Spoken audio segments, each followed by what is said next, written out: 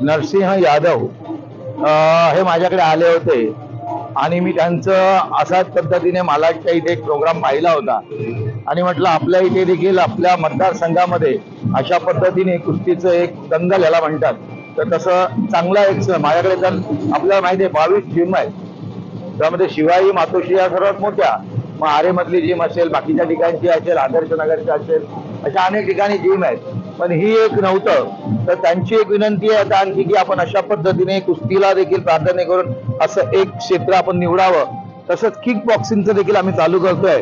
म्हणजे मुलांना खेळाची आवड होणं आणि त्याच्यामध्ये पारितोषिक मिळणं आणि चांगल्या सवयी लागणं हे अनुकरण करणं मी अनेक वर्षापासून पाहतोय की माझ्या इथे जोगेश्वरला म्हणजे दारूचे भट्ट्याच होत्या पहिले. हे सर्व ज्या बेकार गोष्टी होत्या, ज्या समाजाला कीड लावणाऱ्या होत्या, त्या सर्व संपवलेल्या आहेत आणि त्यातनं चांगल्या गोष्टी आपल्या मुलांसाठी किंवा पालकांसाठी आम्ही करत असू, तर त्या पद्धतीने करतोय.